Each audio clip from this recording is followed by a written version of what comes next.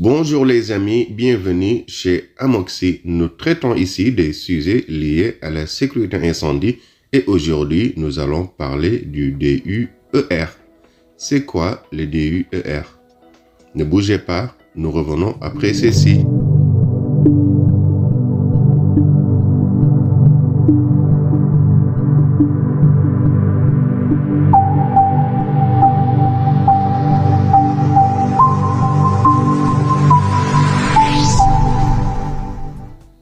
Qu'est-ce que le DUER? Nous allons le voir tout de suite. Avant cela les amis, sachez que vous pouvez nous suivre sur les réseaux sociaux.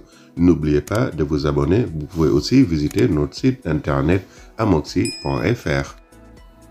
Le DUER, document unique d'évaluation des risques, permet à un employeur de faire un inventaire de l'ensemble des risques qui existent ou peuvent survenir dans son entreprise en matière de santé et de sécurité des salariés. L'établissement du document unique d'évaluation des risques par l'employeur est une obligation légale. Tout employeur ou chef d'établissement ayant un ou plusieurs salariés.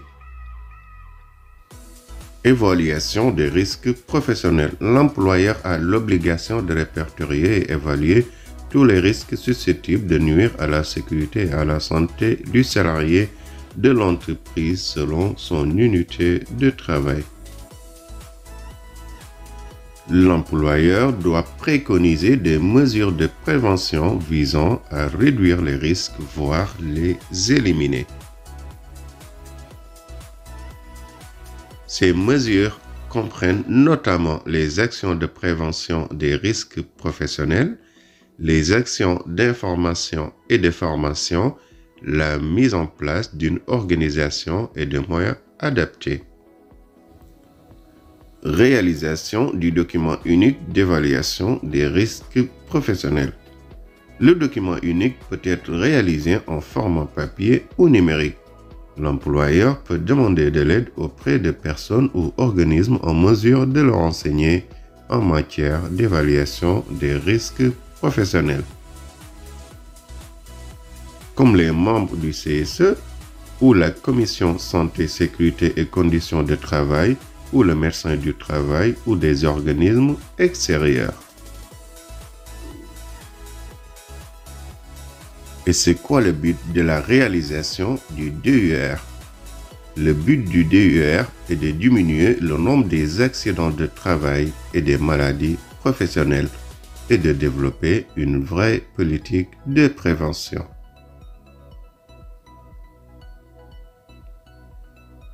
Que comporte le DUER? Le DUER doit comporter un inventaire des risques identifiés dans l'entreprise.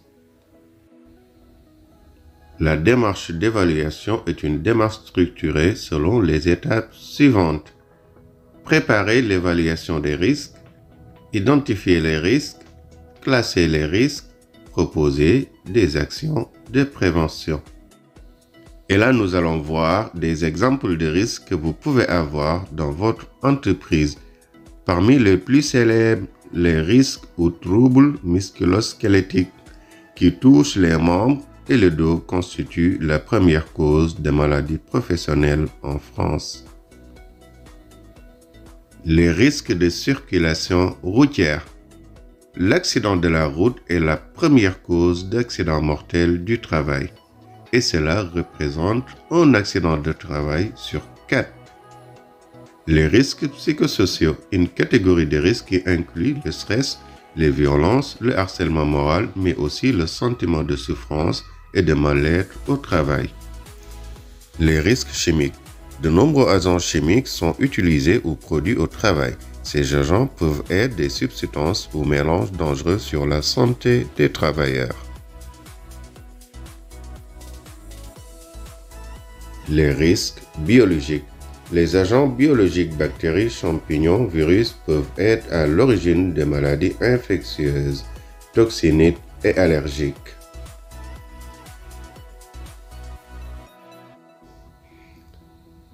Consultation du document unique d'évaluation des risques. Le document unique est tenu à la disposition des salariés, des membres du CSE, du médecin du travail et des agents de l'inspection du travail.